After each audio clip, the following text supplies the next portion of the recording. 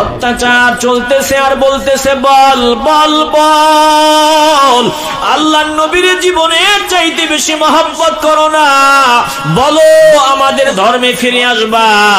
যত মারে যত আঘাত করে তত আরো ঈমান তাজা হয়।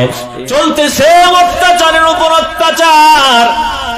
আমার নবী রাহমাতুল লিল আলামিন এই রাস্তা দিয়া রওনা দিলেন, যে রাস্তার পাশে পাথর চাপা দিয়া পালাক্রমে অত্যাচার চলতেছে। আম্মার রাদিয়াল্লাহু তাআলা আনহু, ইয়াসির রাদিয়াল্লাহু তাআলা আনহু, সুমাইয়া রাদিয়াল্লাহু তাআলা আনহা বলে সন্তান আর বাবা মা পরিবারের অন্য সদস্যের উপরে অত্যাচার চলতেছে। আমার নবী রাস্তা দিয়া যাইতেছেন, নবীকে দেখিয়া তারা আরো কান্না শুরু করে দিল। ইয়া রাসূলুল্লাহ, আপনাকে মহব্বত করি বলে আমাদের উপর অত্যাচার হয়, আপনাকে ভালোবাসার কারণে আমাদের উপর বিচার হয়। আল্লাহর নবী রাহমাতুল লিল আলামিন চোখের পানি ছাড়লেন, তাদেরকে দাওয়াত দিলেন, নবীর দাওয়াত তারা কবুল করলো না। আমার নবী চোখের পানি ছাড়িয়া তাদের জন্য ধৈর্যের সবরের দোয়া করলেন। নবী সবরের দোয়া করে আল্লাহর নবী বিদায় হয়। আর তাদের উপর অত্যাচারের মাত্রা তারা আরো বাড়ায় দেয়, অত্যাচারের স্টিম রোলার আরো চাপায় দেয়। অত্যাচার চলতেছে আর বলতেছে বল বল বল আল্লাহর নবীর জীবনের চাইতে বেশি মহব্বত করো না, বলো আমাদের ধর্মে ফিরে আসবা। যত মারে যত আঘাত করে তত আরো ঈমান তাজা হয়। এ মুসলমান নবীর আশিকের দল, এক পর্যায়ে একটু কল্পনা করেন একটা পরিবারের উপর কেমন অত্যাচার হইতেছে। এরকম হাজারো ঘটনা রয়েছে। বলে সুমাইয়া রাদিয়াল্লাহু তাআলা আনহা, ওই একজন মা সামনেই রয়েছে তার স্বামী, বলে স্বামীর সামনে স্ত্রীর উপর অত্যাচার, স্ত্রীর সামনে স্বামীর উপর অত্যাচার, সন্তানের সামনে মা বাবার উপর অত্যাচার চলতেছে। অত্যাচার আর অত্যাচার। এই অবস্থায় সুমাইয়া রাদিয়াল্লাহু তাআলা আনহা তিনাকে হাত পা বাঁধিয়া লম্বা করে জমিনে শোয়াইলেন। আবু জাহিল্লা সামনে আসলেন। আবু জাহিল্লা সামনে আসিয়া বলে বল বল বল জীবনের চাইতে বেশি নবীরে মহব্বত করো না, আমাদের ধর্মে ফিরে আসবা, তোমাদেরকে ছেড়ে দিব। সুমাইয়া রাদিয়াল্লাহু তাআলা আনহা নারীদের মধ্যে প্রথম জীবন দানকারী। আল্লাহর রাসূলের ভালোবাসায় তিনি থুতু নিক্ষেপ করে বলেন, জীবন থাকতে তোদের প্রস্তাব মানা যাবে না। আবু জাহিল্লা লজ্জাস্থান বরাবর তরবারি চালায় দেয়। তিনি কালিমায়ে শাহাদাত পাঠ করতে করতে জমিন থেকে বিদায় হয়ে যায়। স্বামীর সামনে স্ত্রীকে হত্যা করা হয়, সন্তানের সামনে মাকে হত্যা করা হয়। বলে একমাত্র ইমানের উপর অটল থাকতে গিয়ে এত বড় কুরবানি। এ মুসলমান ইমানদার, একটা জবানও বন্ধ রাখবেন না, ইমানের আওয়াজ দিয়া বলবেন আমরা ইমানের উপর অটল থাকতে গিয়া আমরাও কুরবানি দেওয়ার জন্য তৈরি থাকতে চাই কি চাই না? আসতে বলবেন না, জোরে বলেন চাই কি চাই না? একটু হৃদয় দিয়ে উপলব্ধি করে নেন। সুমাইয়া রাদিয়াল্লাহু তাআলা আনহা শাহাদাত পাঠ করতে করতে জমিন থেকে বিদায় হয়। এবার ইয়াসির রাদিয়াল্লাহু তাআলা আনহু তিনার দুই পায়ে রশি লাগাইলেন, দুই পায়ে রশি লাগাইয়া দুই ঘোড়ার ভিতরে বাঁধিয়া দিলেন। ঘোড়ার দুই দিকে ছুটাইয়া দেন, তিনার দুইটা রান দুই দিকে আলাদা হয়ে যায়। তিনি কালিমায়ে শাহাদাত পাঠ করতে করতে জমিন থেকে বিদায় হয়। সন্তানের সামনে মাকে হত্যা করা হয়, বাবাকে হত্যা করা হয়। আম্মার রাদিয়াল্লাহু তাআলা আনহুর উপর অত্যাচার হয়। তারা মনে করেছে মরিয়া গেছে, কিন্তু না না না, আল্লাহ যাকে বাঁচায় রাখবে দুনিয়ার কেউ তাকে মারতে পারবে না। আল্লাহ যাকে মারবে দুনিয়ার কেউ তাকে বাঁচায় রাখতে পারবে না। আল্লাহ যাকে ক্ষমতা দিবে দুনিয়ার কেউ তার ক্ষমতা নিতে পারবে না। আল্লাহ যার ক্ষমতা নিবেন দুনিয়ার কেউ এক সেকেন্ডের জন্য ক্ষমতায় রাখতে পারবে না। জোরে কোন ঠিক কিনা? বলেন, আওয়াজ দিয়া বলেন, সবকিছুর মালিক কে? আসতে বলবেন না। সম্মান দেওয়ার মালিক কে? সম্মান নেওয়ার মালিক কে? ক্ষমতা দেওয়ার মালিক কে? ক্ষমতা নেওয়ার মালিক কে? সব কিছু কার হাতে? কুলিল্লাহুম্মা মালিকাল মুলকি তুতিল মুলকা মান তাশা ওয়া তানজিউল মুলকা মিম্মান তাশা ওয়া তুইজ্জু মান তাশা ওয়া তুযিল্লু মান তাশা বিয়াদিকাল খায়র ইন্নাকা আলা কুল্লি শাইইন কাদির।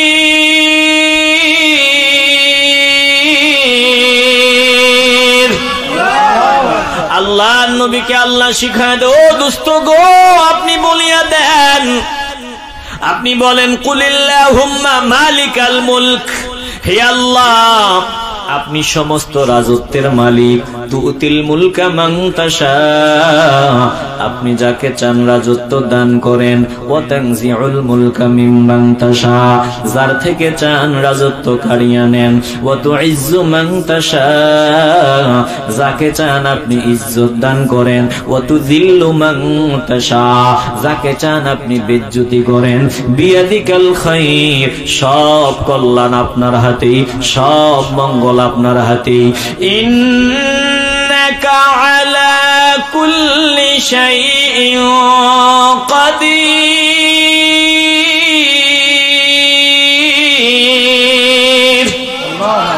বিরক্ত হইতেছেন আপনারা? আলোচনা কি একটু আগাবো না বন্ধ করব? আমি যে আধা ঘন্টা সময় চাইছিলাম ওইটা শেষ হয়ে গেছে, এখন কি একটু আগাবো না বন্ধ করব? সব মিলাইয়া যদি আরো 30 মিনিট কষ্ট দিয়ে একটু মনোযোগী হয়ে শোনা যাবে? কারা কারা শুনবেন হাত উঁচু করে আল্লাহকে দেখায় দেন। আল্লাহু আকবার, নারে রিসালাত, ইয়া রাসূলুল্লাহ, দয়াল নবী যেখানে আমরা আছি সেখানে, ওলি আল্লাহ যেখানে আমরা আছি সেখানে। এ মুসলমান নবীর আশিকের দল, জীবনের শেষ মাহফিল মনে করে দিলটা লাগায়া কথাগুলো হৃদয়ের ভিতরে ঢুকায় নেন। তাকায় দেখেন আম্মার রাদিয়াল্লাহু তাআলা আনহু, ওরা মনে করেছিল তিনি মরে গেছেন, আমার আল্লাহ তিনাকে বাঁচায়া রাখলেন। এই এক ফ্যামিলির সব শেষ, আম্মার রাদিয়াল্লাহু তাআলা আনহু জীবিত রয়ে গেলেন। এইভাবে সন্তানের সামনে মাকে হত্যা করা হতো, সন্তানের সামনে বাবাকে হত্যা করা হতো, মা বাবার সামনে সন্তানকে হত্যা করা হতো। কেন? বলে লা ইলাহা ইল্লাল্লাহ মুহাম্মাদুর রাসূলুল্লাহ সাল্লাল্লাহু আলাইহি ওয়াসাল্লাম, এই কালেমার স্লোগান দেওয়ার কারণে। এ মুসলমান নবীর আশিকের দল, আল্লাহ তাআলা বলেন ওয়া মিনান নাসি মান ইয়াশরি নাফসাহু ইবতিগা মারদাতিল্লাহ ওয়াল্লাহু রাউফুন বিল ইবাদ।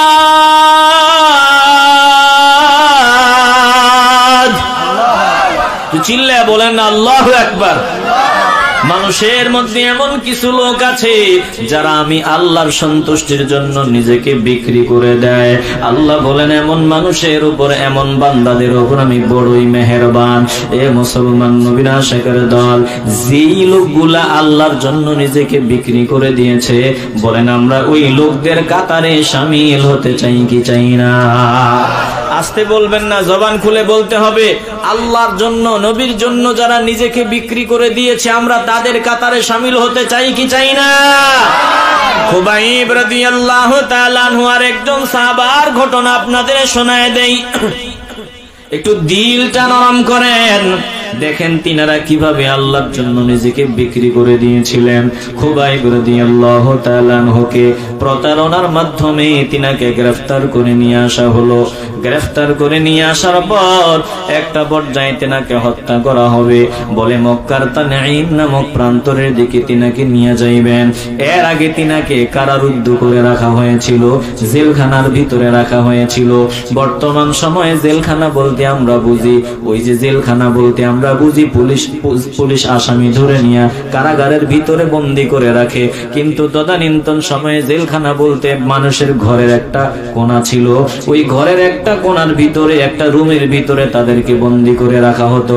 খুবাইব রাদিয়াল্লাহু তাআলা আনহুকে ঘরের কোণায় বন্দী করে রাখা হয়।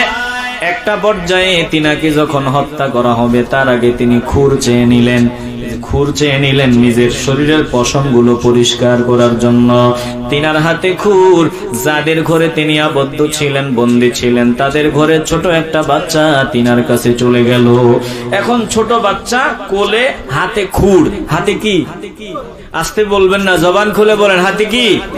ঘরের মানুষেরা এই দৃশ্যটা দেখে আশ্চর্য হয়ে গেলেন, চিন্তায় পেরেশানিতে পড়ে গেলেন যে কি অবস্থা, এখন যদি আমাদের সন্তানের কোনো ক্ষতি করে ফেলে। নবী সাহাবী খুবাইব রাদিয়াল্লাহু তাআলা আনহু তাদের দিকে নজর দিয়া বললেন, শোনো, তোমরা কি মনে করেছো আমরা খেয়ানতকারী না? আমরা নবীর সাহাবারা খেয়ানতকারী না। এই মুহূর্তে চাইলে আমার সুযোগ আছে, আমি তাকে জিম্মি করে তোমাদের হাত থেকে বাঁচার, অথবা তাকে আমি এই খুর দিয়ে তাকে হত্যা করার সুযোগ আমার আছে। কিন্তু না না না, আমরা নবীর সাহাবারা সুযোগ থাকার পরেও কারো উপরে হামলা চালাই না, সুযোগ থাকলেও আমরা অনবিচার করি না, আমরা কারো উপর আক্রমণ করি না। চিল্লা এখন ঠিক কিনা? বলে আমরা সুযোগ থাকলেও আমরা অন্যায় হয় এমন কোন কাজ করি না, জুলুম হয় এমন কোন কাজ আমরা করি না। বলেন তো, নবীজির পাগল যারা, নবীর আশেক যারা, তারা জুলুম করতে পারে? তারা মাজলুম হয়, জুলুম করে না। চিল্লায় বলেন ঠিক কিনা? সুযোগ থাকলেও তারা অন্যের উপর হামলা করে না, আক্রমণ চালায় না। বলতে পারেন, হুজুর আমার উপর আক্রমণ করেছে, আমি করব না কেন? আপনার উপর যতটুকু করেছে চাইলে ততটুকু করতে পারেন, এর সামান্য বেশি যদি হয়ে যায় জবাব দিতে হবে কার কাছে? আসতে বলবেন না, জবান খুলে বলবেন, কার কাছে? তো আপনার উপর অত্যাচার হয়েছে, আপনি অত্যাচার করবেন, নিজের হাতে আপনি আইন তুলে নিবেন না। দেশে আইন আদালত আছে না নাই? আসতে বলবেন না, জবান খুলে বলেন। এই বর্তমানে আমার দেশে যেগুলো হচ্ছে, যারা এগুলো করতেছে, নিঃসন্দেহে এদের ভিতরে নবীর আদর্শ নাই, এদের ভিতরে ইসলাম নাই। যদি ইসলাম থাকতো, নবীর আদর্শ থাকতো, তাইলে এরা জ্বালাও পোড়াও করতে পারতো না। আসতে বলবেন না, চিল্লে বলতে হবে ঠিক কিনা? বলেন, কোন মুসলমানরা কি জ্বালাও পোড়াও করতে পারে? কোন মুসলমান কারো ঘর পোড়ায় দিতে পারে না? আপনি যে ঘর পোড়াইলেন, ঘরে কোরআন শরীফ থাকতে পারে, ঘরে সম্পদ থাকতে পারে, এই দেশের সম্পদ যে নষ্ট করলেন, এর দায়ভার কার? একটু দিল দিয়ে অনুধাবন করেন। অন্যায়ের প্রতিকার অন্যায় দিয়া করা যায় না। আপনি যদি নবীর আশিক হন, নবীর উম্মত হন, দিল দিয়া শুনিয়া নেন। আপনি যদি নবীর আশিক হন, কেউ আপনারে গালি দিয়েছে, আপনি তারে গালি দিতে পারেন না। আপনাকে কেউ অশ্লীল কথা বলেছে, আপনি অশ্লীল কথা বলতে পারেন না। মন্দের মোকাবিলা মন্দ দিয়া হয় না, বরং যারা আশিক রাসূল তারা মন্দের মোকাবিলা উত্তম দিয়া করে। চিল্লা এখন ঠিক কিনা? আপনারে কেউ গালি দিলে আপনিও গালি দিলেন, তো আপনি তার মতোই তো হয়ে গেলেন। কথা কয় না? আজকে আপনি আরেকজনের ঘর পোড়াবেন, কালকে আপনারটা পুড়বে না? কথা কয় না? আজকে আপনি একজনকে সুযোগ পেয়ে আঘাত করলেন, কালকে আপনি আঘাতপ্রাপ্ত হবেন না? অবশ্যই হবেন। এজন্য আপনার উপর অন্যায় হলেও অন্যায়ের প্রতিরোধ অন্যায় দিয়া না, অন্যায়ের মোকাবিলা অন্যায় দিয়া না, অন্যায়ের মোকাবিলা হবে ভালোবাসা দিয়া। চিল্লায় বলেন ঠিক কিনা? আল্লাহ তাআলা বলেন, ওয়ালা তাস্তাউিল হাসানাতু ওয়ালাস সাইয়্যাহ ইদফা বিল্লাতী হিয়া আহসান। আল্লাহ তাআলা বলেন, শুনিয়া লও, ওয়ালা তাস্তাউিল হাসানাতু ওয়ালাস সাইয়্যাহ ইদফা বিল্লাতী হিয়া আহসান ফাইযাল্লাযী বাইনাকা ওয়া বাইনাহু আদাওয়াতুন কাআন্নাহু ওয়ালিয়্যুন হামীম।